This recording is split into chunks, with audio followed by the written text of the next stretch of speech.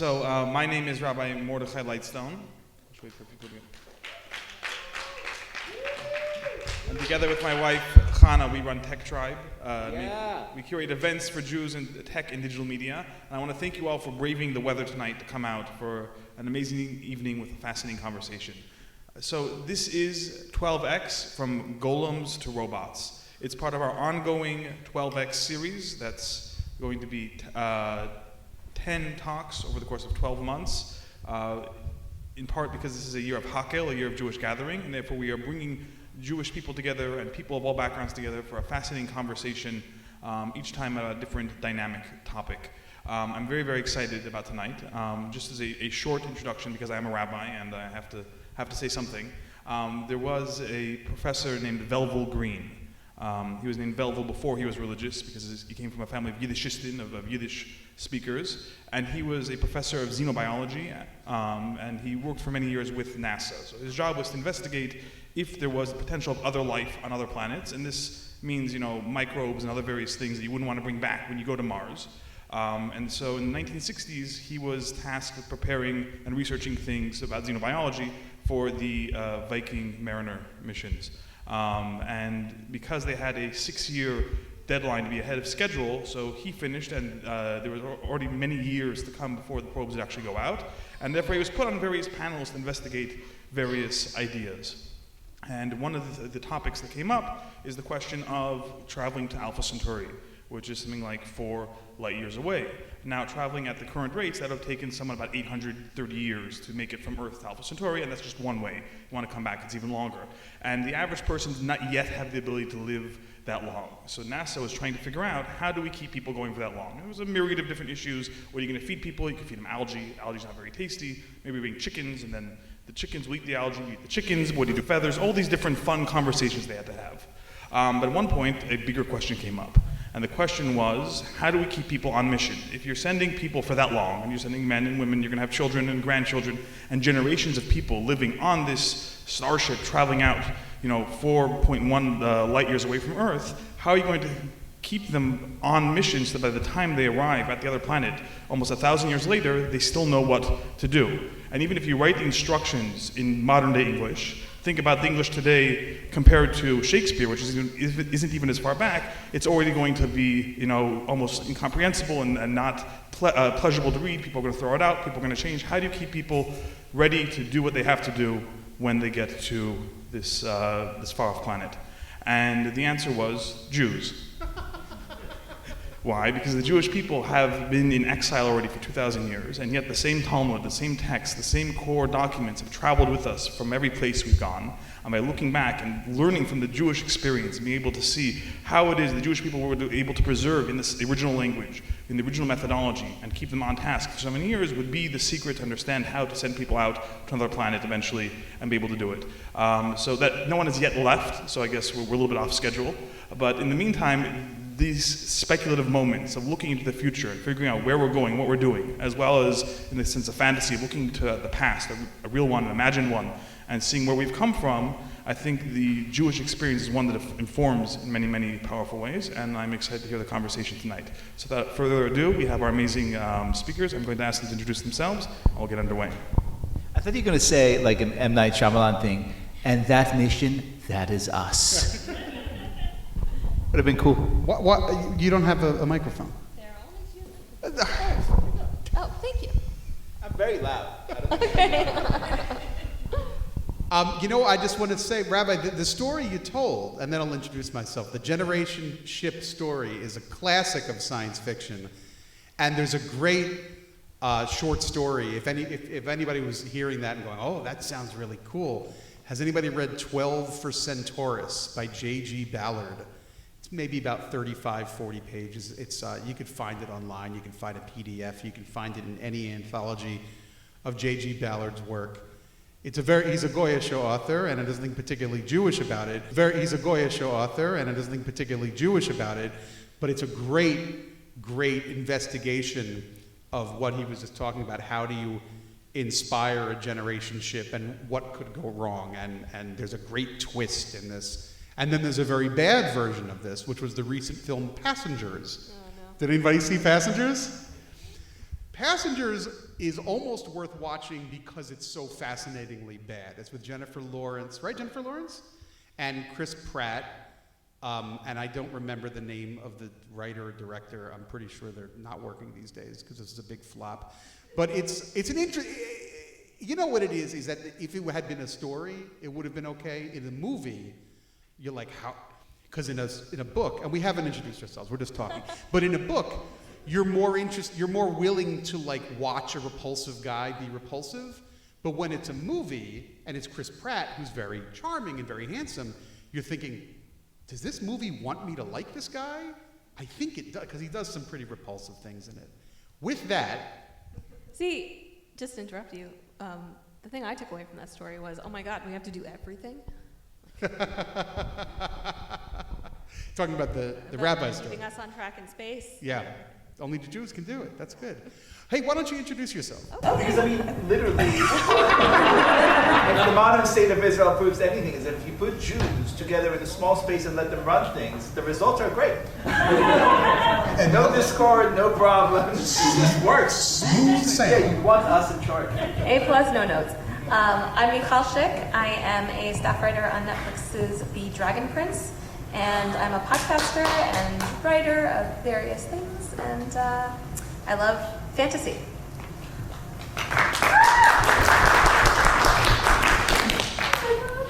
My name is Jordan Hoffman. I am I write about pop culture and movies and whatnot. I write for a number of outlets. My main gig is for VanityFair.com, which is a Goyish outlet. But I also write for the Times of Israel. And between the two, I feel like we balance it out. You get both sides of me that way. And other places. And I've appeared on your podcast many times. And I'm tempted to say, no, I'm Jordan. Leah Leibowitz, Tablet Magazine, Unorthodox. No, the podcast, not the religious dispensation. Not the reality TV show? Absolutely not the anti-Semitic, filthy television show that no one should watch. wow. Wait, but is it the show with Shira Haas, where she's unorthodox? Okay. Also, My Unorthodox Life, also filthy and anti-Semitic. Okay. But it's very different. Pretty much the only kosher unorthodox show is our podcast. Shira Haas is allegedly playing Sabra. I know. What do you think about this? This is stupid. Why is it stupid? Oh, we're jumping right into the fire. Okay. Should we explain who Sabra is first? Yeah, Sabra is a comic book character who is kind of like Captain America for Israel, but she works for the Mossad, and I don't know if you know much about today's climate, but that doesn't jive so well with a lot of people's opinions. And Marvel announced, after me swearing up and down for like many years, that not only were they never going to give us an actual Jewish hero, they were never going to give us Sabra. They were like, what if we do Sabra? And I was like, do you want to make my life much more difficult? My prediction is she'll be cut out of the movie tastefully and will appear in one or two scenes because they don't want to deal with the backlash. However, people like Jordan and Leon and me will still have to listen to a lot of people talking about how it was terrible that she was ever conceived of in the first place. That's a pretty good summary. We'll say I think it'll be a very minor little thing. Yes. And nobody, unless you're attuned to it, she's not getting her own film or anything. She's going to be part of Avengers 26 or whatever. And unless She will join Fauda. right, Really nice. if you're very attuned to it, you'll know what the origin is. But I mean, the character when it was written in the 70s was for its time a progressive character, you know. But she is too Israeli for everybody to handle. So, Although her introduction, I always found to be really sort of. I would be playing the elderly curmudgeon in the performance of 12X. Her introduction is I always found pretty noxious. So in the comic book in which she is introduced, she fights with the Hulk, and the Hulk, for some completely inexplicable reason, delivers a whole host Please give him the mic. of Give him the mic. pro-Palestinian Excuse me. I really need you to take a mic. The mic. Yeah, Sorry. otherwise we're going to lose you. The Hulk delivers a whole host of inexplicably pro-Palestinian propaganda in Hulk talk. It's like, Hulk, no, Palestinians think this country too. Hulk think they have rights. Hulk read the Peel Committee report from 47. Hulk, no, Yasser Arafat. I was like, this is so bizarre. And she's like, no, but my people and the Holocaust. And it's just one of these, like, please, guys, get back to your funny stuff. So I'm not particularly excited for this one. Fair enough. Fair enough. Oh my God, you're tangled. But you know what I am excited about? A little bit. I'm curious. Well, because it's funny, so let's not talk too much about comic books because it's a little bit overdone. Jews in comic books. Because we're all, over the age of 14. Right, comic books are for children. That's another thing that we need to accept. Comic books are for children, and we should all be ashamed that we watch these television shows. What do we do for a living? No, yeah, exactly. But allegedly, they're going to do a new version of the Fantastic Four.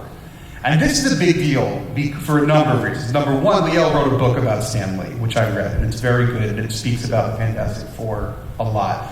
The Fantastic Four is one of my favorites just because they're great. And the character Ben Grimm is great because, not just because he's Jewish, but he's very Jewish and canonically Jewish. He's a Jewish character. And lately, most Hollywood films that have Jewish characters or Jewish people, like biography films, they never cast Jews in the role. And we were talking about this the other day. And if you go one by one, like everyone, you go like, oh, okay, that's fine. Like they're going to do a film about Gold in My Years soon. And starring Eddie Murphy. starring what's her name? Helen Mirren. She's going to be fine. What's his name? Leonard Bernstein. Who's playing him? Bradley Cooper. Bradley Cooper. Benjamin Cooper. Bradley Cooper. And Bradley Cooper's fine for Leonard Bernstein. Okay, great. But like it's everywhere. When they did Ruth Bader Ginsburg, it was somebody from England who was not Jewish. And I like everyone. Felicity Jones. Nice. Yes. So individually, it's not a big deal. And there are some people who get upset about it, and I've been like, oh, calm down. They're actors. They're pretending. She's not really a Supreme Court justice. So what does it matter if she's really Jewish or not? If they cast a non-Jew as Ben Grimm, watch out. I'm finally taking to the streets. I'm finally taking to the streets my pitchfork. I don't know. What do you think about it? I honestly, that's been my position for a while, that the problem is not necessarily in any individual casting, it's really the aggregate. But when you look at the aggregate of non-Jewish actors who play important Jewish roles, it's pretty staggering. There are very few significant Jewish roles that go to Jewish actors. And I think that's a problem. So I am a little bit honestly skeptical now of the individualist look at things, unless somebody happens to be a perfect clone of someone else. Because I don't believe that there is such a thing as like casting the best person for the role. Hollywood is always functioning on many different metrics of how they judge that particular thing.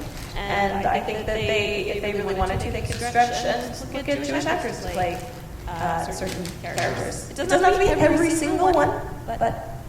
What did you think of Fablemans? I want to respond to that, though. I'm going to go ahead and say it does have to be every single one, because here's the thing. Emotionally, I agree completely. Intellectually, morally, humanly, I agree completely with Jordan. The whole freaking point of acting is that you act, you by definition pretend to be things and people that you are not. It is literally a job description. But if you orchestrate an entire freaking culture around this sickening virtue signaling of like, wow, how could you cast for visibility and representation a person who's not this as this, and the person who's not that, and the writers have to do this, then I want 100% in.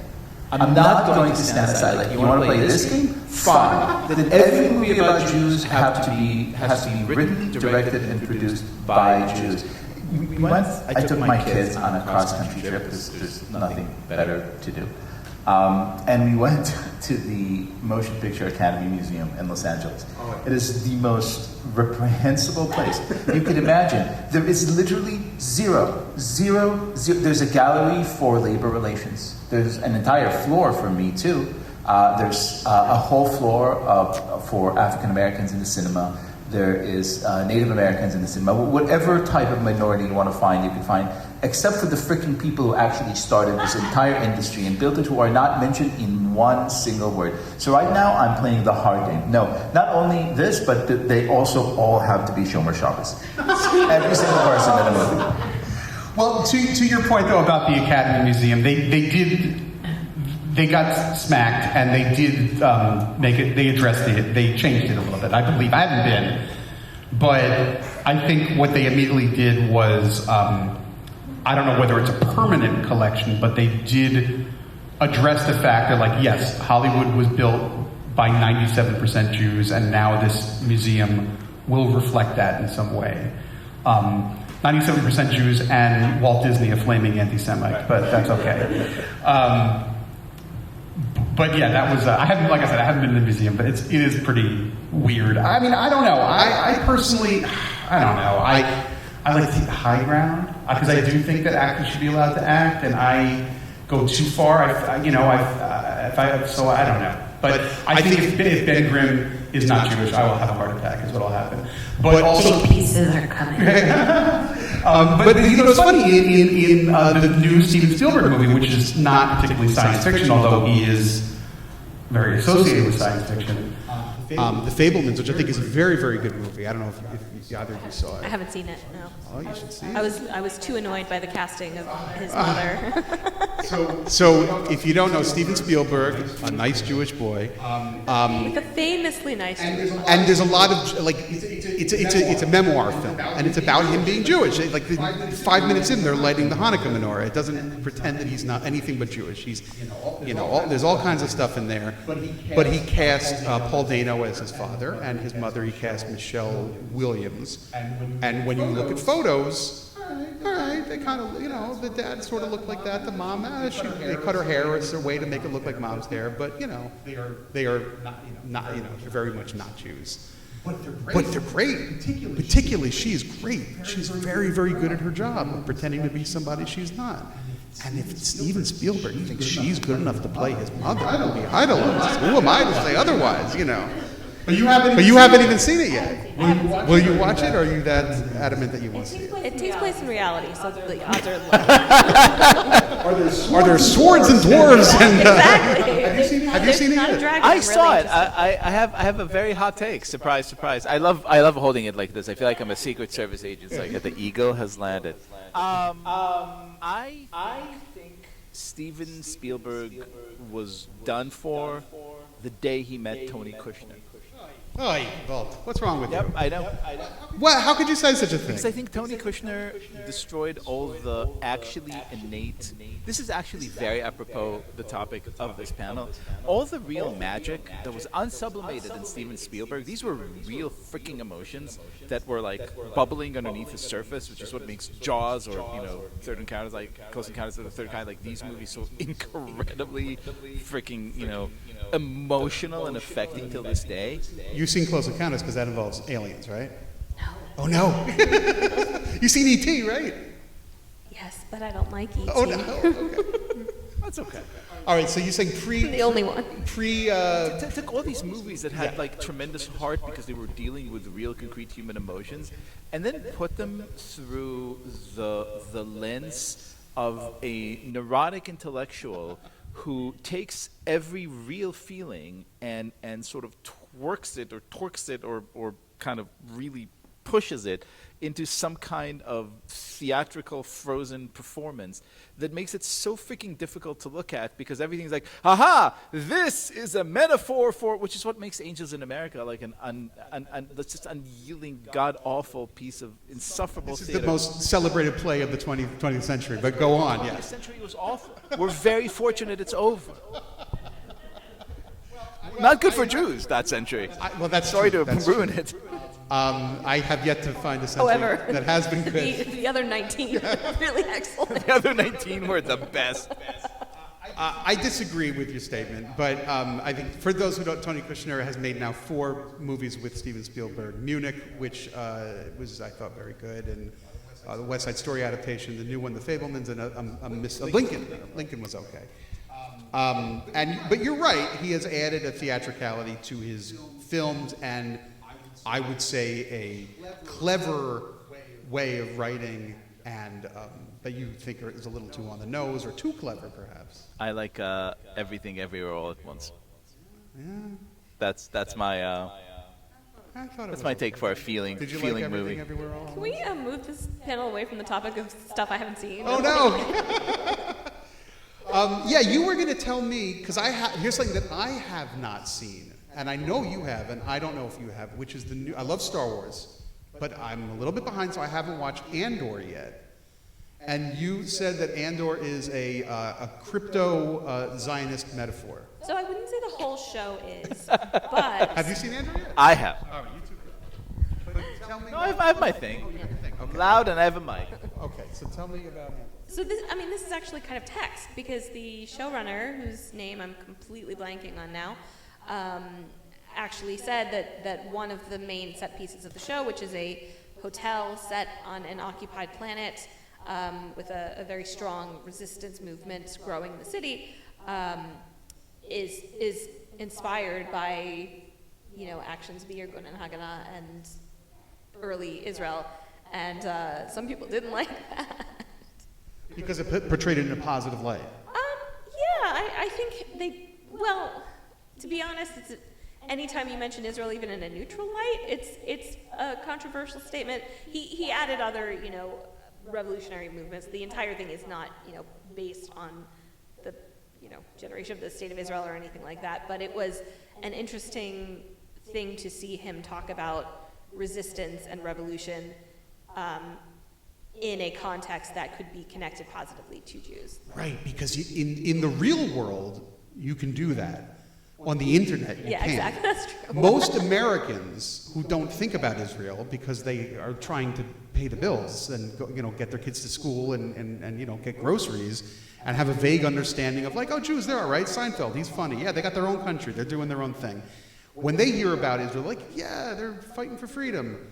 They would think Israel revolutionaries trying to find their own homeland. They'd be like, oh, that's great. Don't you think that's most Americans' opinion of Israel still? I don't know. You don't know? But online, I'm too poisoned by the internet. yeah, the internet, which is where crazy people hang out, us, it's not like that at all. It's just, there's no discussion at all. You're not allowed to discuss Look, it I would anyway. say, permit me to veer this entire conversation from the awkward to the downright weird, and say, I think the people who would find Israel most, or who do find, and I agree with you, it's probably a majority of Americans most, not just palatable, but actually genuinely exhilarating, are people of faith. And I think part of the problem is that whenever anything gets kind of rung through the sort of prism of contemporary culture, it becomes, and I'm curious to see if you have a different thought or perspective, both of you, it becomes so completely drained of any drop of real spiritual feeling that it just becomes this weird, gawky, empty metaphor that is unrelatable no matter what, how you look at it, because it's inauthentically sort of disconnected from any real experience of believing in anything. When's the last time you saw in this genre that is so conducive to like big ideas about men and God and law? When's the last time you saw something that actually really grappled with faith? I can think of a few. Battlestar Galactica, Correct. Which was created by a devout Mormon. 20 years ago. Yeah. Well, the remake took from a lot of that Mormon theology, which I didn't know until somebody told me afterwards. So I was like, oh, it's about Mormons. Oh, I didn't know. And had episodes with titles like "He Who Believeth in Me." Right. Yeah, that's a good question. I mean, occasionally you do see a science fiction film that's very heavy, like Enter the Void. It's a French movie, and about like the Tibetan Book of the Dead and stuff, but not mainstream stuff. Not Star Wars, Star Trek, Marvel. No, I don't would think. disagree with that. I think one of the best actually portrayals of faith that I've seen in pop culture fairly recently is on The Mandalorian. The Mandalorians on, there are many different sects, which may sound familiar, and I find a very strong resonance, particularly with kind of the main character's expressions of his faith and his, practice. There's actually a whole episode where he is kind of forced to break one of his core tenets, and the person who he is on this journey with kind of goes from mocking him for keeping these tenets to respecting and understanding why they're meaningful to him. And I found that incredibly powerful. Now, I will say that I don't know that our culture, and not to generalize, obviously there are many people who can, but I think that pop cultural analysis does struggle with people of faith. I think that there is an instinct to show someone holding to tenets and immediately dubbing them an extremist. I've seen that many times on, for example, there's a character on House of the Dragon, the Game of Thrones HBO prequel, who is very religious. And she doesn't do anything that crazy. She displays signs of her religion basically, and lights Shabbos candles. She's a little annoying sometimes with people. Wait, which character is this? Alison Hightower. Yes. Okay. Yeah, and she's dubbed an extremist, and even a lot of commenters that I really respect, they're like, "Oh, Alison's going down that crazy road," and it's like, no, she's just doing her thing. It's not. I do think that faith is viewed somewhat with suspicion, unless it is extremely personal and subtle. I do think that people don't necessarily know how to cope with it. That's a good point. I mean, there's a science fiction movie that's now 20 years old or whatever. Isn't that great? All the stuff that this just came out. Oh God, it's the movie Contact. Mm-hmm. Based on a Carl Sagan book, and he was a big fat atheist, and it's by Zemeckis. Robert Zemeckis. Jodie Foster's in it. Matthew McConaughey plays a priest, which is funny. The movie is about an atheist who's proud to be atheist, but at the end of the day recognizes that if she has a right to be an atheist, somebody else has a right to be a person of faith, and she can't knock that. And that's really what the movie's about. It's also about space aliens and traveling faster than light, and it's really, really cool. But that movie, you don't think it's going to be about that at all. And from that source also, from Carl Sagan. And that's now 20 years old. That's the last one I can think of. I mean, The Fountain is another one that's kind of a pro-faith kind of film. I mean, many of Darren Aronofsky's films. Noah, obviously, is a biggie. I don't remember that too well, because it wasn't all that great, but... I mean, I have a very niche and slightly embarrassing example, but if anyone watched the 3rd season of Marvel's Agents of S.H.I.E.L.D., it's a really, really cool breakdown of faith and characters kind of, you find this sect of people who have worshipped someone and right. They come to Earth and kind of all of the fallout of that, and you see people actually basically meeting their God and coping with a lot of themes that kind of I think dovetail usually with this topic, which is free will and all of that kind of interesting chewy stuff. But I mean, I thought that was a really good exploration of that in a fantasy context, in a sci-fi-ish, fantasy-ish context. Yeah, I didn't see season 3 of Agents of S.H.I.E.L.D. Most people didn't. It's okay. But there's a biggie. It's the one that's so obvious. And again, it's now 30 years old. It's Star Trek Deep Space Nine, which has a double whammy. Mm-hmm. It has the Bajorans, who some people view as space Jews. Some people view as space Palestinians, which is fascinating, because I can see the argument both ways. But Major Kira is played by the wonderful Nana Visitor. She is a devout Bajoran, and they have a very specific belief system. And she believes that her boss is a major prophet. He is the emissary of the prophets. But she's also it's like a workplace show. But her boss is also a deity. So she kind of has to go to work and not freak him out and try not to bring it up too often. But she does go and pray on the weekends and kind of idolizes him. It's kind of fun. And then the other aspect of Deep Space Nine, which is one of my favorites, is the characters known as the Ferengis. Any Deep Space Nine fans out there? The Ferengis are The Ferengis are space Jews in a 1,000% in a space way Jews. that would never fly on television today. Now, these characters was written by Jews. Ira Stephen Bear was the showrunner, and he created these iterations of the Ferengi. All the Ferengis were played by Jews. The main Ferengi Quark was played by Armin Shimmerman, who's a great New York Jewish actor. Aaron Eisenberg played his nephew Nog, blah, blah, blah, blah, blah. And they're they're funny and warm, but they're like, they're shtetl Jews. They're handling and they run the bar, and they don't have exaggerated noses, because it's space. They have exaggerated ears. And they don't say he's got a nose for business. They say he's got lobes for business. And they, when they want to like outdo each other, they're like, oh, you think you got the lobes that can handle that? But they're very, very lovable on the show. But they are like, oh, give Quark an inch and he'll take a yard. He'll knife you in the back for profit. That's all he cares about. He'll Ferengi you down. They never actually say that. Shockingly, they never went that far. But what's great about there's a number of things that are great about the Ferengi. I happen to love them, maybe because I just like the comedy of it.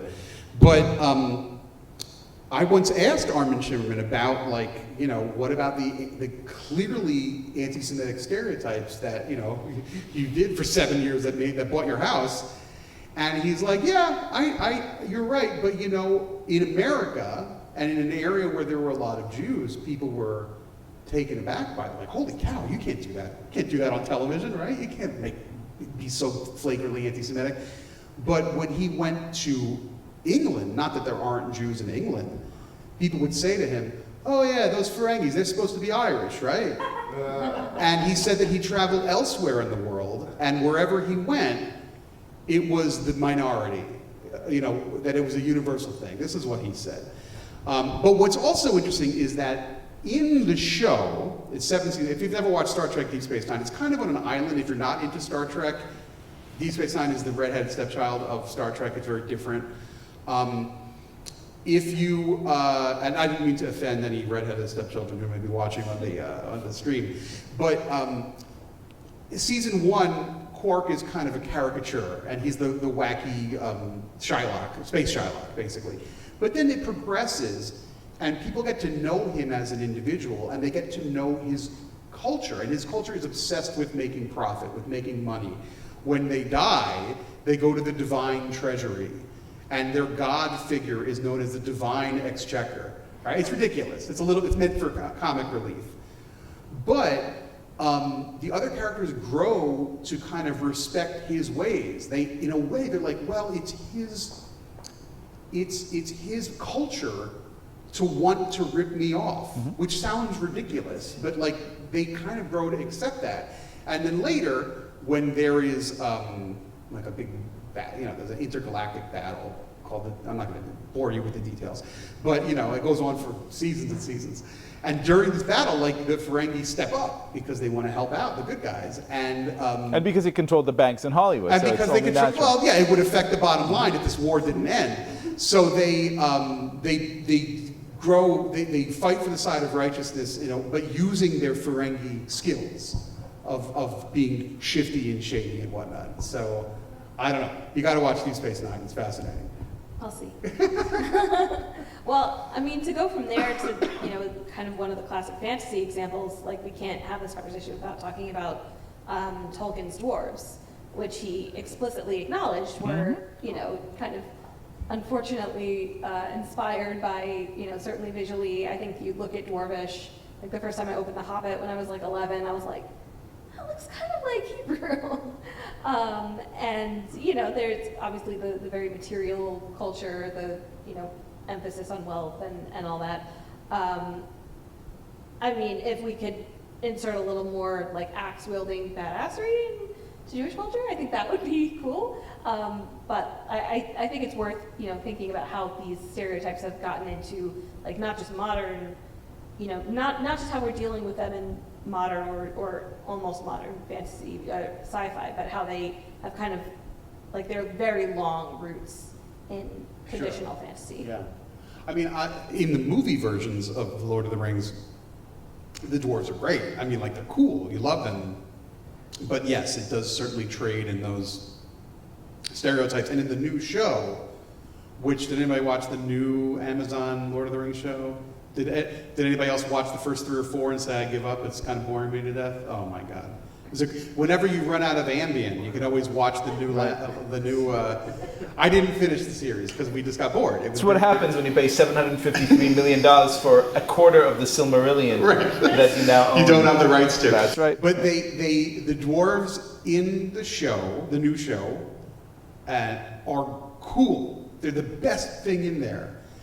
But they really, really rolled the dice and said, nobody's offended by anti-Semitic stereotypes, right? And they really, with the makeup, went bananas, right? Yeah, the nose prosthetics in particular, like, they have exaggerated features anyway, but I think that they kind of overdid it considering the connections. Like, it's not the type of thing that I would be like, again, like twitter.com, this is anti-Semitic. But, like, I do think that, some more thoughtfulness of, like, hey, Tolkien has acknowledged a basis of, Jewish connection to the dwarves.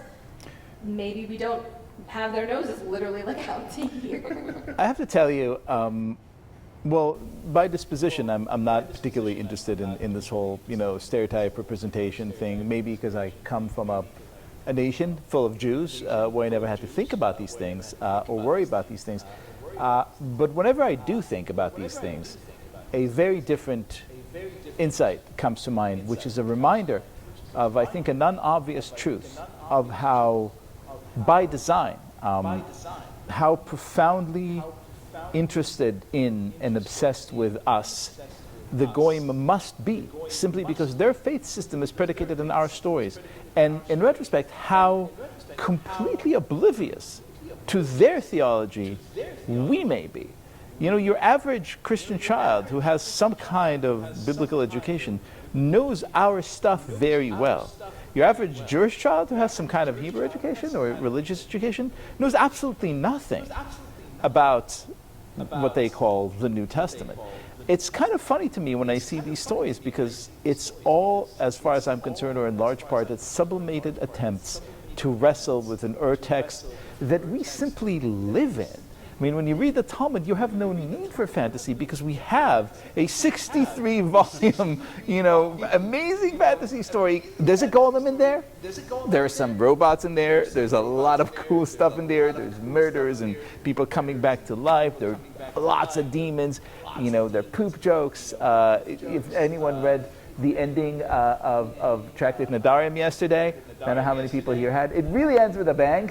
Quite literally, it's rated R, or X, that page. It's amazing. It's like the greatest kind of text that could be imagined. And I almost think that the kind of, well, first of all, both the Christian reliance on parables, which is obviously how Jesus spoke, which is wonderful and inspiring, but then also anything like the Pilgrim's Progress and like these innate, fantastical, quite literally, stories that are such a powerful engine of expressions of faith, we don't have, because we have such a radically different way of telling stories in which, halacha and agada are kind of intertwined, in which laws and stories and ideas and reflections all calling for unpacking are there. I don't know, to me that is such a deeply more gratifying puzzle type of story that I just absolutely love.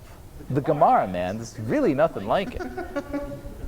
I mean, I would definitely push back on, like, you don't need other fantastical stories. I mean, first of all, like, we all grew up on, stories from, like the shtetl and whatever, and like so-and-so did an exorcism of this person and whatever.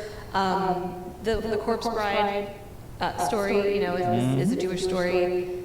Not that Tim Burton will admit that, but like I actually view it kind of that those are kind of the seeds of Jewish interest in fantasy and in the extreme limits of the possible. I think that, like, we were talking about this in earlier, that kind of Jews are kind of focused towards science fiction, almost all the early science fiction writers were Jewish. They kind of defined the genre. And very few are fantasy. I think there was even an article a couple of years ago about why there can't be a new Jewish fantasy. And I remember many people, including myself, being try me. But I think that part of the reason why we might have stepped away from it is because it is so dominated by Christian or perceived Christian narratives. Yeah, it's true. When I think of high fantasy, I think of C.S. Lewis and that Jesus lion and castles, and it's like Lenny Bruce would say, it's all very goyish. It's all very goyish. And sci-fi, I do. I think of ships flying faster than light and things warping and zooming, and then weird robots and stuff, and that to me feels Jewish. All right, just for fun, yeah, I'm going to disagree with that completely.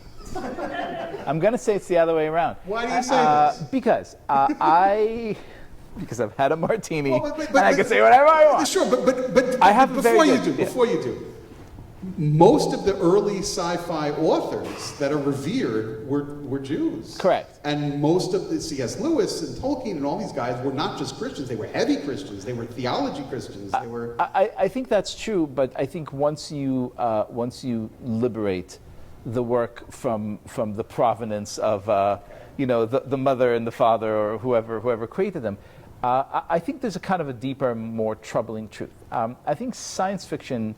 And again, I'm playing the baddest here, but these are genres that I love very deeply and am attached to very emotionally. But there's something kind of innate about science fiction that I think stems from this unease with the mind-body duality, right? It's the idea of, well, what is human? What does it really mean to be human? Is it body? Is it a soul? How do we replicate? So much talk about androids, so much talk about robots, so many great shows like, oh, is it this, is this? Again, including Asimov, Jew, with real, Yiddishkeit backing. But in a weird way, Judaism doesn't have that. Our great trick, much to Plato's chagrin and to Aristotle's delight, is that we circumvented this whole thing because there is no duality for us. We pray with mind and body. In fact, I would say that davening is kind of a weird inversion of the science fiction joke because we go through very robotic motions, quite literally, in order to unlock some great spiritual, mystical. It's the exact opposite process. Whereas if you look at something like fantasy, I don't know. I define myself. If I had to identify as anything, I like to call myself. I stole this from Perry Farrell from Jane's Addiction, but I'm a love Bavitcher Chassid, and one reason why I define myself like this is because Chassidism to me is like, it's fantasy lived, like it's actually embodied fantasy. Like they're these great wizards who walk among us, right? Who do incredible things, but the things are real. Like you can see the magic happening, man. Like the stories are not just fantastic because they're so inspiring, but like they actually unlock some weird power in you, which I absolutely love. So I don't know if I'm feeling anything, man. I'm feeling fantasy much more. Well, but you talk about davening. I mean, our Muslim friends, 5 times a day they're doing this on the carpet. They do their thing, and I've been to Christian churches. They're up, they're down, they're kneeling. That's not just a Jewish thing. Right, but I think the notion, so I have I've now heard this from more than several of my very pious friends say that I don't actually care or think a lot about faith as an abstraction. I practice very intently the actual motions of observing Judaism because of this understanding, which Muslims have too, Christians by design of the whole faith system, much less so. It's just a different, operating system. Which is why you're talking about, the Judeo-Christian tradition is a nonsensical statement. It's much more the Judeo-Muslim tradition. That's but one good thing about Twitter. You can get mad about Judeo-Christianity as a term. all day long. No, but I think there's something really kind of amazing because you do these things and you adhere to these practices, and you could do it without thinking at all about, well, what is it that I believe? Because that doing unlocks all the chakras. Like, I'm going to do this thing in the morning, right? Why am I doing this thing? I don't know. But then all of a sudden it's like, something's connecting. I'm plugging into some other force. Like the whole mind-body thing comes together and changes in a weird and wonderful way. It's the opposite direction from science fiction. Interesting. And I think maybe so many Jews adhere to it because they were trying to find a way home. I wonder if you can kind of, I mean, there are a lot of ways to define the differences between science fiction and fantasy, but I wonder if you can kind of, one way of looking at it might be that science fiction is about trying to understand the mind and fantasy is about trying to understand the soul. And like I hear a lot of people discuss, you know, Lord of the Rings and whatever, and they're like, I'm an atheist, whatever, but I believe in, you know, if I believe in anything, it's this connection of people, and I think that there is something inherent in fantasy, because, I mean, does anyone really die in fantasy and then that's it? Like, If their contract is up, their contract is up. But no, I mean, in Star Wars, they come back as a blue guy. Yeah, you know, it's not exactly. I that feel the like- Force will bring you back. I feel you like know. death has meaning in fantasy that it sometimes doesn't in science fiction.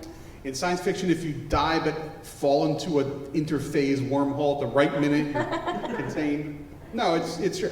What was I watching last night? Oh, I was watching. What were you watching last night?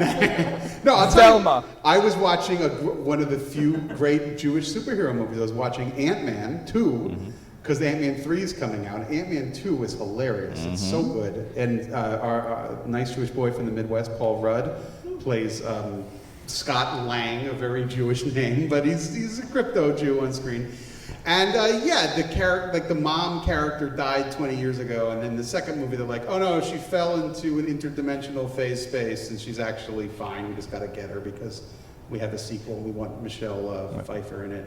And then she's like, oh, I've been trapped in this void for 30 years. Like, what did you eat? Right. How are you still here? There's also an Arby's, conveniently. Have you seen Ant-Man 2? Yes, but you don't know how the quantum realm works, and you might not need to eat. You should just be nourished by the air. It's true. The quantum realm is a little bit real. Spooky action at a distance. I think our friend Albert Einstein, a Jew, he spoke about this. And I was trying to, we were watching Ant-Man 2 with my wife, and they were talking about quantum blah, blah, blah, blah, blah. I hit pause. I'm like, Einstein spoke about this. And she said, what did he say? I'm like, you think I know? I don't remember, but I just know that it's real. So. Wherever Albert Einstein, and he's like, not like that. That's not what I said. It's hard enough to find kosher food in the Midwest. I mean, now the multiverse? Jeez. The quantumverse. Yes. Well, I had something actually intelligent to say, but now I've forgotten what it was. But oh, you know what I want to know more about in life is the Hindu faith. I don't really know too much about it, but I've seen from movies. That's where I learned everything. And I've seen some animated films, and I believe, like I said, I know nothing, so I'm talking out of my rear end now, but I believe in the Hindu faith, a lot of their tenets are based on very fantastical stories about different gods doing radical, very imaginative things. But this is where it ends for me. You're indeed correct. Okay. I know slightly, a little bit more. Touch. No, but here's the thing, and this is what really kind of baffles the mind, and I want to thread. So I was asked to give a talk to a room. This is 3 years ago, to a room full of very, very smart, highly educated people. 20 minutes about a topic of my choice. Obviously, it was demons in the Talmud. And so I give this talk about demons in the Talmud, and I go all in, and no one's laughing, and no one's like, everyone's like solid, like stone-faced. And then I finished this short talk and said, are there any questions? And one of them, raises their hand and said, you can't tell me you really believe all this crap. And I said, okay, so in your imagination, it's perfectly fine to believe in Hashem, who parted the Red Sea and gave it 10 plagues, but the moment I say demon, you're like, nah, too far. Not the kind of supernatural being that I approve of. Like, this is what I really genuinely don't get. Like, yes, the Hindu tradition has a lot of that kind of supernatural mystique deeply built into it, but it seems to me we have so rationalized elements of our faith that we lost a lot of the quote unquote fantasy, no? Sure. Yeah. I mean, yeah, I see what you're saying. If you're going to buy in the whole way. Go all in. Sure. Yeah. Do you have any thoughts on that? I think the Rambam would.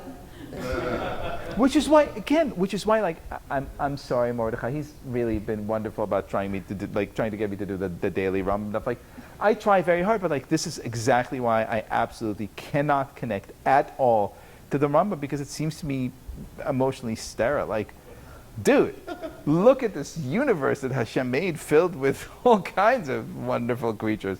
Why not indulge? We have Ben Grimm. By the way, the absolute greatest, I'm sorry, now I just have to bring it back. Ben Grimm. The absolute, if you're looking for a real moment of Yiddishkeit, the greatest moment, I think, of Yiddishkeit of any sort in popular culture is a storyline in which Ben Grimm is feeling very bad because in his youth, and I pray to Hashem. Is this the Oh, yeah. the youth center Oh, you're yeah, talking yeah. about? No. Yeah, you can make I pray for Hashem that this would be in the movie, right? Yeah. Please God. He had stolen a Star of David necklace as a test from a local jeweler, as a test to get into a local street gang. And he decides to go and return it. And he goes to the old neighborhood and he returns it, and as he finds the pawnbroker, there's an explosion because the pawnbroker got into some fight with some gangster. The gangster put a bomb, and the bomb went off. And Ben Grimm saves the pawnbroker. And he says, I want to give it back to you. I'm very sorry. And the pawnbroker says to him, do you know what today is? And Ben Grimm's like, what? Like a Wednesday? I don't know. And the pawnbroker says, it's Yom Kippur. You came here because you were doing teshuvah. And the thing breaks down. It says, all these years they wrote about me in the press. They never said I was Jewish. Like, he has this true, incredible, I'm about to cry. This is truly incredible, emotional, like, homecoming that is just wonderful. And that is what I would like to see a lot more of. Yeah, it's the one thing that'll kill me if they don't do it right. Because the other thing, and we were talking about this the other day, we were talking about sort of, it's silly for any group to say, this represents the entire group. It's silly to do that for black people, for Indians, for anybody. And for Jews, as a general rule, who do we get? A funny guy, a clever, a doctor maybe, Howard Wolowitz comes to mind. Yeah, or Jesse Eisenberg and Sam Bankman-Fried. Yeah, well, no. Also a crypto Jew. Oh, very funny, very good. I like that. Anywho, And that's all the time we have. yeah. So, but my point is, the Jerry Seinfelds, and they're wonderful. God bless. But Ben Grimm from Yancey Street, also known as The Thing in the Fantastic Four. He's what our friend Lenny Bruce would call a junkyard Jew. Mm-hmm. We don't see too many of these. Tough guy, not exactly, he's smart, he's got street smarts. He probably never graduated high school. And he's not, he's not a banker. He uses his fists. You never see that, ever, you never see that in the movie. Right. Maybe in the 30s you did, and it wouldn't be obvious. You'd have to look between the lines. So it's all. Hopefully, we'll see that in the A real Starker. That's what we need. Starker is okay. That's the word. Yeah. Well, I mean, they tried to kind of. I guess you could say that the character of Moon Knight in Marvel is sort of a tough guy along those lines, but obviously, kind of the way that, at least in the live action creation, they kind of handled that with so many layers of kid gloves that they basically weren't even touching it. Yeah. Yeah. But Totally I will rude. say, In the comic book, he was a rabbi's son, right? yeah. Yeah. They got rid of all that, and they cast Oscar Isaac again, who's wonderful. I mean, he's a very gifted man, but He's a wonderful guy. He's a wonderful guy. I heard his grandfather's Jewish. is he? I think one grandfather, and he was raised Catholic, and he's like, I guess. More than most. Should we see if there's questions What from we the want audience? is Adam Sadler is. Should we see if there? Find some other people. Find some Ask other Michael Aloni he was a superhero in, what's it called, When Heroes Fly or something, an Israeli show. Like, there's hunger for this. Oh. He's a pretty whiny hero. in that show. He'll act. He'll have to pretend. They all pretend. That's what they're doing. I don't think are there any questions from the audience? Obsessions. Here. There you go. Question from the crowd. Whoa, perfect. Sorry. I felt that it was a very American-centered discussion. Why do you think that there's not much Israeli fantasy? I've noticed that fantasy seems to be a genre almost completely alien to the Israeli audience, and I was very curious about that. Like, it seems to be almost entirely an American Jewish thing. Just not accurate. I haven't seen. Just not accurate. I haven't seen any. I can name at least two fantasy groups. No, I mean in the media. Like, I haven't seen that media. Okay, media is a whole different. Yeah, because we were talking about media. TV, I guess you're talking about novels and short stories. She's talking about movies and television. Yeah, movies. Yeah. I'm saying, why haven't you seen any of that? Well, as the resident Israeli, I could answer a question here. Maybe I could try answer a question. I'll say two or three things. There's the obvious. There's the obvious answer, which is that stuff's expensive, and it's a really small, burgeoning, still very busy being born movie and television. I mean, the movie industry is virtually still non-existent. Television industry is doing much better, but that's the last 10 years, and it will always prefer the type of shoot that happens in a 2-bedroom apartment that is also the set for like the local version of Jeopardy, that's also the news studio, that's also. That's the dumb, straightforward version. The more, I think, kind of intricate version is that I really do think that fantasy takes a kind of leisure. One of my favorite scenes is the real-life scene of C.S. Lewis and Tolkien, and I forget who their third friend is, walking all night in this amazing park in Oxford, where at the end of the night they stand on the bridge, and Tolkien, and they talk about Christianity, and Tolkien says, "And this is why you should become Christian," and then a lightning strikes, and it's like C.S. Lewis goes home, is like, well, I have to. It's the thing happened. But that's the kind of realization that you have and kind of mindset that you have if you live in Oxford and what you do all day is walk around by the river. I think if you don't, you're hardened into a lot of these very large questions have already been answered for you in a weird way. You've experienced them in war. You don't need to grapple with them so much. I mean, look, not to make this too personal, but at some point I have had some opportunity to dabble in, shall we say, combat. And in retrospect, the one thing that, not immediately, but not even days after, but months after, came to mind was like, it's actually very clarifying, because all these, what if, or what did I believe, or who am I really, or what is good, what is good. I already answered this. It was answered for me by virtue of the fact that someone was shooting. And the answers have to be very quick and very innate. So I think some combination of all that. I mean, look at what they do. They do like everything that they do is kind of very, very close to the bone. It's ripped from the headlines, so to speak, which makes sense. And can I just say the Dragon Prince is the greatest thing ever? Thank you. Well, thank you so much. Thanks. Well, just to push back on that for one, not push back, add onto that. I think there might be at some point a market for more explicit fantasy, because I mean, you're talking about Tolkien, who kind of wrote Lord of the Rings as sort of a coping mechanism for his experiences in World War I. Yeah. And I think a lot of fantasy does actually come out of trauma and contextual. Okay, so Israeli fantasy, it's about a country, and get this, there's an election every 4 years, and that's it. No other election so that's the following year. Yeah. But you didn't have like paratroopers against Godzilla.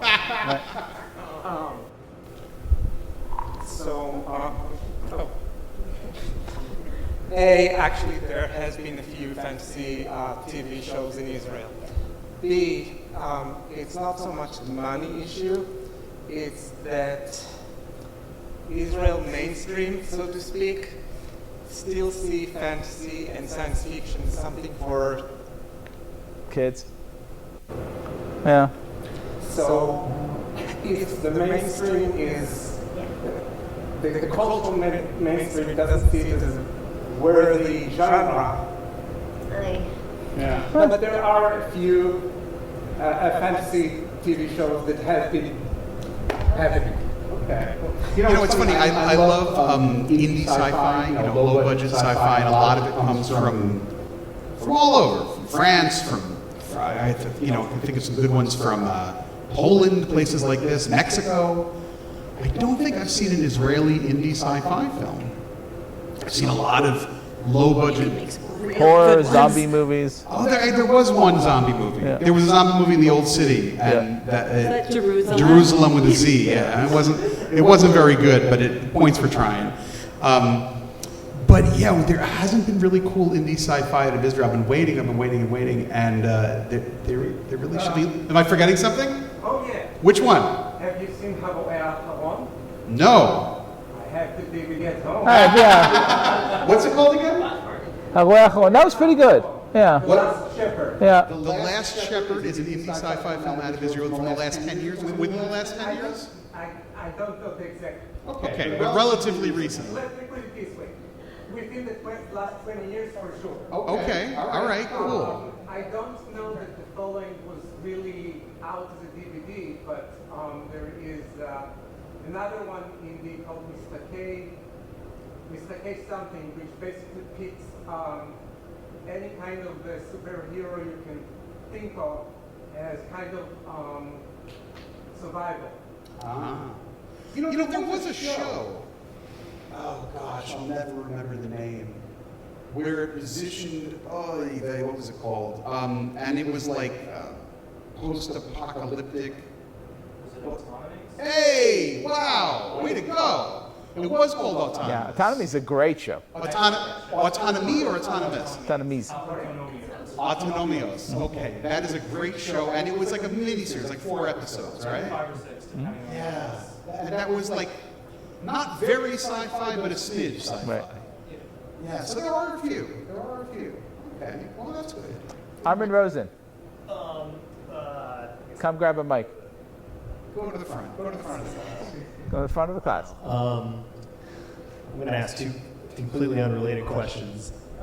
First of all, have any of you read Valis by Philip K. Dick? I feel like that'd be a great thing for the 3 of you to discuss. I've been meaning to read Valis by Philip K. Dick. Right. Let's do a book club. Why don't we all pledge to read it and come back in a few months? How does that sound? And then the next one is that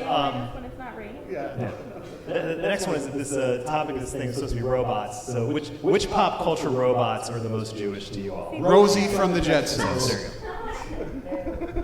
That is a very good question. No, C-3PO is Jewish? He's worried about everything. I think he's a British Jew then, you know. Sure. Right. What about Marvin? Marvin the Paranoid Android from the Hitchhiker's Guide? Yeah, he's up there. Well, no, it's funny. This is, by the way, a great question. Rosie from the Jetsons is my favorite because she's got an answer for everything, and she'll tell you where to stick it if she's not interested. So she's like she's like a Bette Midler Jew, you know? She's really good, she's tough. You say C-3PO. He says Marvin the Paranoid Android. Who's your favorite Jewish robot? I'm completely. I need to think about this for months and months and months. I mean, Bender is kind of obvious. That's too obvious. Yeah, no, Bender. Bender's a junkyard Jew. See, that's the thing. Bender is too obvious. Yeah. I like C-3PO. I think that's very, very, very smart. You know who's a good Jewish robot? R2-D2. I was about to say, but if anything, I would say R2-D2. Brave, capable, yeah, all qualities. Very, very. First of all, let's be honest here. Short. Second of all, speaks in this kind of language that like really very few people understand. 3, somehow holds within him the entire wisdom that is required for the survival of the galaxy. Yeah, I'm going to go R2-D2. I guess he does have a dome top, so. Yeah. He's like a little bit of a Harpo Marx kind of guy. With his yarmulke. He's a Harpo Marx in space, but a robot. And we said nothing about Dot Matrix and Spaceballs. Joan Rivers, that is pretty hard to beat. I would say the Doctor from Voyager. Oh, yeah, no, he's a hologram. The doctor from? Played by Robert Picardo, who is not a Jewish actor, but he's. I'm actually. I would call him so. What's between an acquaintance and a friend? He's an acquaintance plus of mine. And the doctor. He's in your friend circle on Facebook. He's in my friend's circle. He's a very, very lovely man, and he's not Jewish. And Neelix on Voyager, played by Ethan Phillips, is also shockingly not Jewish. He's like Alan Alda level. Right. You're shocked to learn he's not Jewish. He was also on the show Benson for many years. But the doctor, the character that the doctor is based on in the world of Star Trek is Dr. Lewis with a W, Dr. Lewis Zimmerman.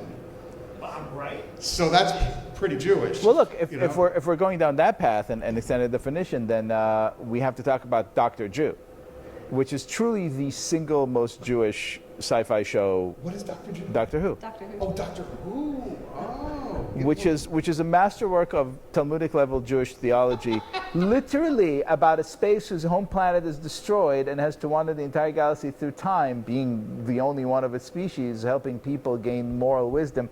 It is a profoundly Jewish show about loneliness and faith, and that is one show that does take faith very seriously. Now, but were any of the original creators of Doctor Who Jewish? No, but the person who created the Daleks and a bunch of the other alien races was the production designer. Well, he's more than a production designer. The writer actually created, and obviously based, directly on the Nazis. Sure. Yeah. Yeah. Well, you ready for this? You seated? Not none. I've seen 2% of Doctor Who. That's 430 episodes. Though. Yeah. It's one of the things about me that makes me question my faith in myself. Is how I've gotten this far in life. The only episodes of Doctor Who that I've seen were the ones written by Douglas Adams, which are like 12. Right. Because I had to watch those, and then I was like, oh, this show's great. I love it, and I love people who love it.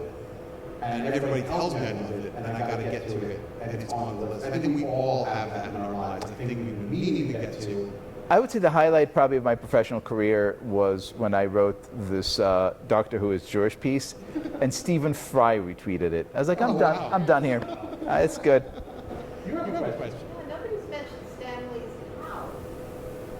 Which one? Stanley Kubrick's house. Oh, how? Well, oh God, Kubrick. There is a wonderful book called Stanley Kubrick, New York Jewish Intellectual. Right. If you're interested in Stanley Kubrick, it's written by a Welsh Jew, which puts him in a cohort of, I think, 5 people. But he's a wonderful man named Nathan something. Nathan's a great guy, and this book is phenomenal. And yes, for sure, I mean, Stanley Kubrick, we think of him as being British, and again, there certainly are British Jews, but his New York Bronx thick accent, and he lived in England, but he was hardcore classic New York Jew. And yeah, 2001: A Space Odyssey it has a lot of Jewish stuff going on there. HAL itself as like a golem, yeah, you build him to help, and he helps until the day he doesn't help, and then he tries to kill you. So that's certainly great, and high and whatnot, and a funny voice.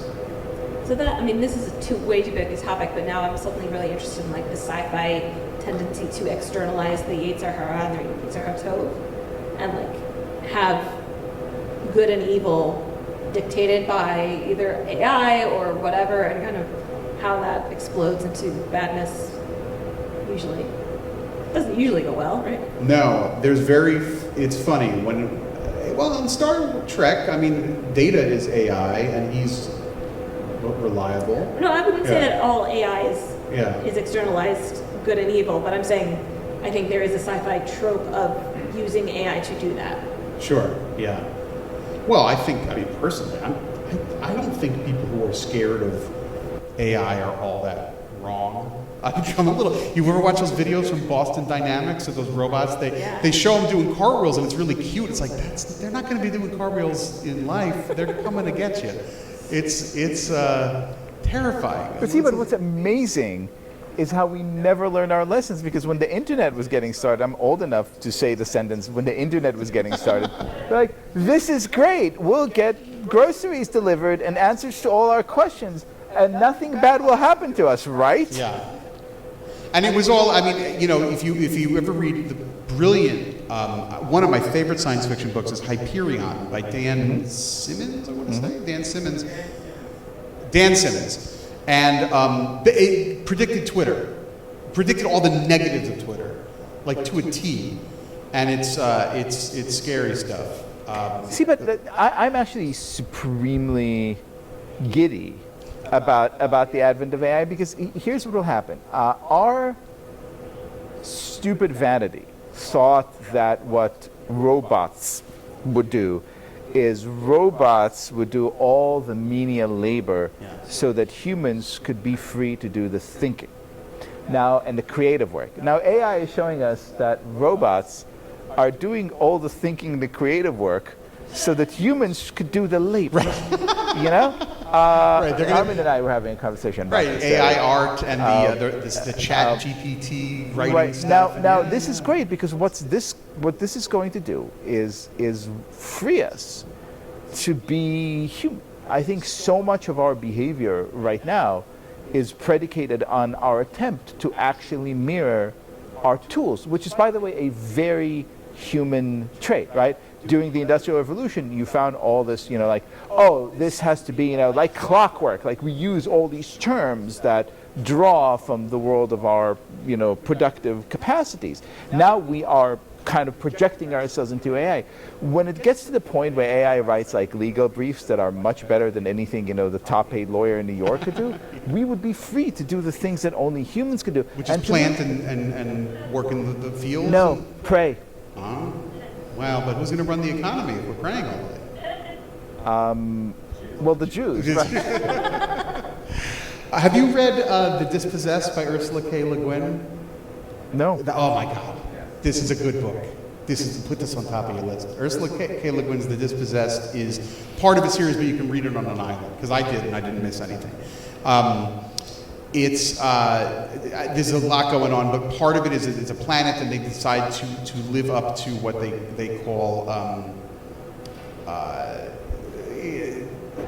You could read it as a space Israel again. Maybe I always think things are space Israel. You were very impressed when I thought the Planet of the Apes, the new ones, were space Israel. The Holocaust. Yeah, and then I got to specifics like, no, that ape is David Ben Gurion. Look at his hair. And I was like, oh God, he might be right. So. There's a monkey bacon. There's a whole, Anyway, The Dispossessed by Ursula K. Le Guin is an interesting thing that talks a little bit about what you're saying, which is they liberate themselves from technology to do menial tasks, and with some success and less success, and totally upend society in very radical and interesting ways that I never really thought about. Like, she really did her homework and thought it through logically. What would happen if an entire planet was on board with a very radical economic and social system? Not to get to, totally wiki, but like in a weird and amazing way, I actually think Judaism inoculates you from all this. There's a reason why, Chabad.org was like website number 93 on the internet, because I mean, if you study Gemara or are interested in halacha, you understand that this is a mindset that teaches you to deal with any and each innovation, especially technological innovations, by dismantling it into 1,001 questions that allow you to truly get to the bottom of what its capacities are, without being so enamored with like, oh, look what this toy could do, that you kind of get a little bit distracted and then wake up 5 to 10 years later to understand that your entire way of life has been consumed. It's a great way to both allow for progress, but also to keep progress like deeply in check and under control. That really sort of helps. Do you agree with that? I don't know.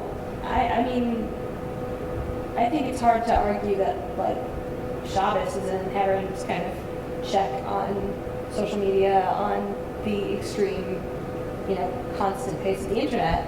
But,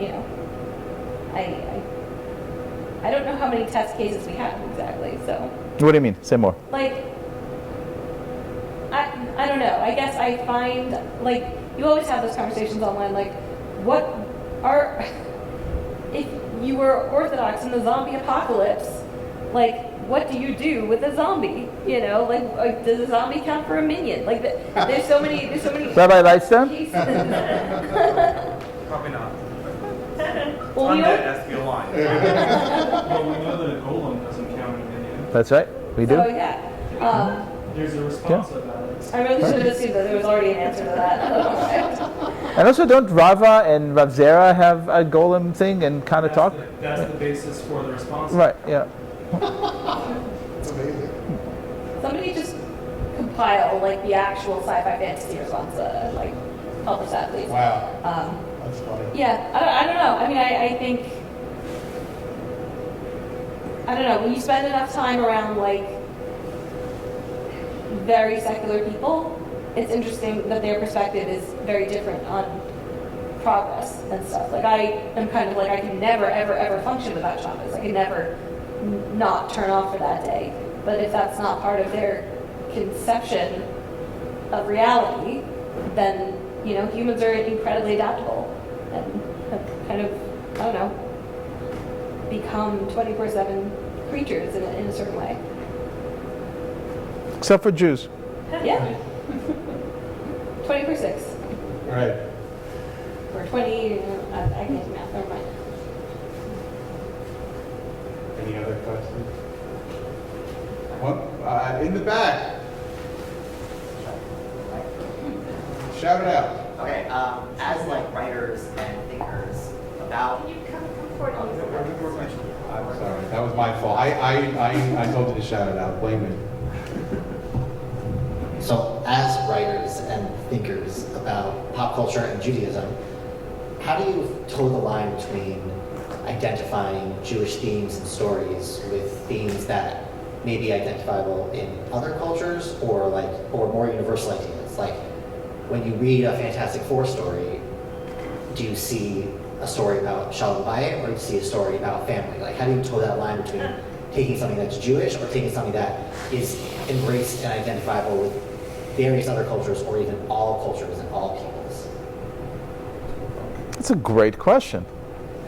I can answer it because I have a foot in both worlds. Because when I write for Times of Israel, you know, it's by design. It's for Jews by Jews. I mean, certainly non-Jews are welcome to read. We need the clicks, but you know, I'm speaking to an audience that knows what I'm talking about, and it can be just on a very simple thing. Like I could say a character is giving another character a lot of source, and I don't have to say what that means. When I'm writing for Vanity Fair or another one of my more mainstream outlets, a lot of times I am doing some translation work. So the recent movie Armageddon Time, which, did you see Armageddon Time? That's so good. That in the Fable Museum. Jordan. Sorry, it's not set in space. For like 2 hours and you don't know me at all. It's set in the 80s, that's different from now. Yeah, Anyways, and have a nice Jewish mother. it's a recent movie about Jews by a Jewish guy, and there are things in it that are Jewish. And funny, actually, Anthony Hopkins, the great Anthony Hopkins plays the Jewish grandfather.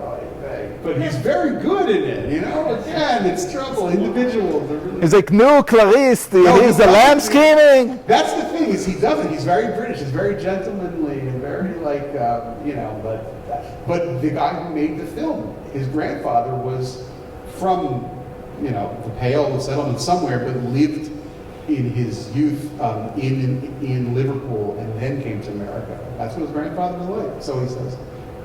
My point is, there are signifiers in the film that Jews will catch and non-Jews will not catch. So when I'm writing about it for a mainstream outlet, you know, as an aside, this is meaningful because, you know, so I do an awful lot of that. And I always like doing that. I always feel very proud when I get to do that. And even like simple stories, like, what did I do? I did something about Timothy Chalamet's red carpet look at the Venice Film Festival, which was weirdly a very successful tiny article that took me 20 minutes to write. That was the most heavily read thing I wrote my entire career because I had pictures of Timothy Chalamet, and I threw in some Jewish jokes because he's a Jew, you know, and I'm very happy that I did. And who was reading it? They were looking at the pictures of this handsome guy. But if anybody bothered to read the text, they got some Jewish jokes. So that's not so bad. Yeah, I think the way I view it is it actually is really important to identify Jewish stories and stories that speak to us as Jewish in pop culture, because it is, you know, in that weird gray area of like represented but also unrepresented. I think the only real pitfall would be getting too possessive over something. So, you know, because a lot of these things are in many ways universal, and because it is easy to feel possessive over, like for example, I thought that like the first couple of episodes of the Marvel show Loki were like so Jewish, because it was just two guys talking and like debating the meaning of existence. And like, but if somebody had, you know, come up and said like, actually, I think that's Calvinist or whatever, you know, like, it's not cool of me to be like, actually, it's not Calvinist because whatever, because it's a fantasy show with Loki. It's not Calvinist because it has joy. Right. Well, actually, there's an argument against joy in that show. But like, yeah, so I mean, I think it is really actually very important to say when we feel that things are speaking to us on a Jewish level, and just also to keep in mind that, you know, other people are going to see it as part of their culture as well, and as long as it's not like, you know, something that sometimes non-Jewish people can do, which is like, take that, and that's ours, and that's ours, and that's ours. So as long as it's not like an explicit situation like that, yeah, I think you kind of can't go wrong. I think it's a really, really good point because, you know, I think everybody in this room, if we were to see a show, a science fiction or a fantasy show, and there's a mother character who's very loving and maybe a little in your business and overbearing, you would say, oh, it's a Jewish mother. You have to watch Andor. Right. So you would say, oh, that's a Jewish mother, but your Indian friend would say, oh, that's an Indian mother.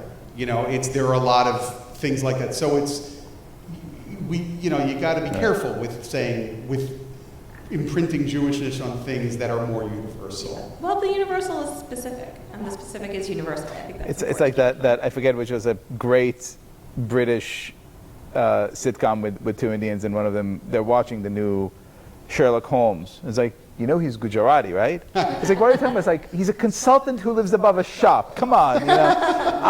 I am different at this point in the evening, to the surprise of no one. First of all, I'm like pretty Haredi in my approach to culture. I watch, as you could tell, copiously, but I am very well aware that it is not my culture, and it does not have my values. It does not have my interests. It does not have my traditions, and I watch it with a hint of bemusement because I think there's a pretty good sense to be made that in terms of our contribution to the collective narrativization of Western civilization, having grappled mightily with the Greeks, who also had some impact, we delivered a whole strand that, you know, starts with Christianity, but certainly doesn't end there. And so I watch it in the same spirit that Benjamin Disraeli responded to one of his colleagues, his non-Jewish colleagues, who was saying something disparaging about Jews, and then said, you know, my ancestors were priests in King Solomon's temple when yours were digging potatoes in the dirt. I look at it, I'm amused by it. I am also deeply aware that it doesn't and will never matter to me as much as those things that I identify clearly as ours. But it did when you were younger, though, right? It did when I was younger, and it does still. But I think just like, you know, when you were young, you love chocolate milk because it has an immediately satisfying flavor that you could detect, and then you discover gin. You're like, oh look, this is a little bit harder to take, but it does amazing things. I think it's the same way. I find that my pleasures are very different, and again, I also lament because I'm going to be completely just because we're almost finishing and I feel the need to say some more ridiculous, outrageous things. I think no great art, to the extent there is a thing as secular people, which I actually don't really believe, but I think all great art at its core is religious. And I think the further away you go from that instinct, from that yearning to connect with powers greater than you, the worse the artist. And I think we've had, his name escapes me, but the real smart member of the Inklings. Will someone come to the books are amazing. They're all sort of fantasy books. Please, someone? G.K. Chesterton? No, not Chesterton. Chesterton was adjacent to them. The real smart member of the Inklings who actually broke up the friendship between Lewis and could someone look it up very quickly? The Inklings and tell me some names because he wrote some unbelievable novels and they're all kind of fantasy, like dark fantasy novels, and you could tell right away that you're dealing with a whole. You have an answer here? Owen Barfield, No. Jack Bennett, Lord David Cecil, David Cohill, Hugo Dyson, Adam Fox, Robert And TV Harvard. Friends. Harvard, C.S. Lewis, Warren Lewis. Not a lot of women in that group, huh? Charles Williams. Charles Williams. Women at Oxford. Charles Williams novels. You could tell right away that you're simply looking at a more profound, more interesting, more inspired. And look, there's a reason why the books that we still turn to and discuss and obsess over and adapt again and again and again, or adapt in some kind of facsimile, as I believe George R.R. Martin has done, are books that were written by profoundly faithful people. Once we lost that, I frankly lost interest. It's not good. From time to time, you'll have a Neil Stephenson coming out with like a real interesting meditation on, which I thought, I don't know if you read Fall or what you feel about it, but it was absolutely terrific. But other than that, let them play. These are baubles, they're trinkets, they're distractions. They're not worthy of real nerdy. We just spent 90 minutes talking about how this stuff is great. Now you say it's not worthy? But look, Jordan, be honest. Look at how many things. It's like, oh, there's this great Star Trek episode, this great Babylon. Like, most of the examples you gave are as old as me, and that's old.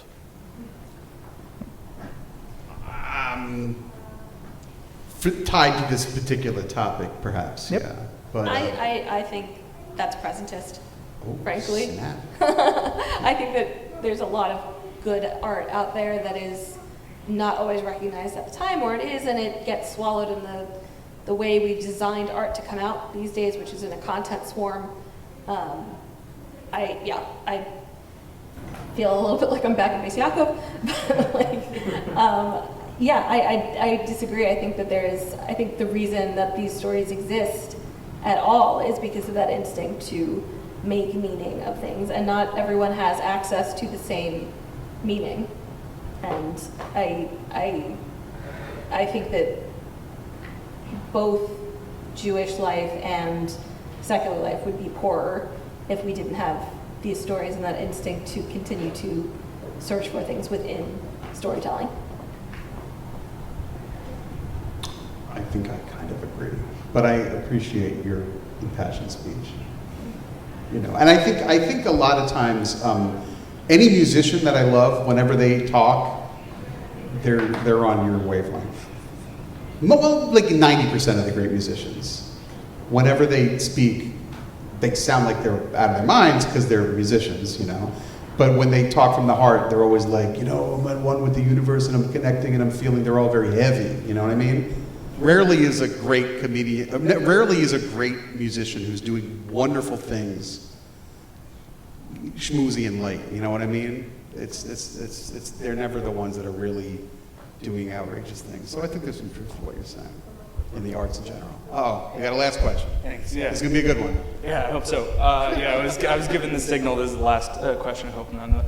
I think it was really interesting what Michal said about the presentist perspective, and I'm somebody who cares a lot about like finding a passion for something that's been around for a while, that's sort of been forgotten. My thing is I tweet maybe too much about Steve Jobs, the 2015 biopic that I feel like people have forgotten about. That's my own project, but I guess a wrap-up question would be like, what's something that maybe you've been thinking about a lot, you have a passion for, but that didn't come out within the past few years? I think because of the space, probably you should, like something that's either Jewish, like textually or like crypto-Jewish or however you want to say it, but like something that you've been really gelling with that you'd recommend, movie, TV, book, whatever, something worth putting on our lists. It's a great question. Not within the past few years? Yeah.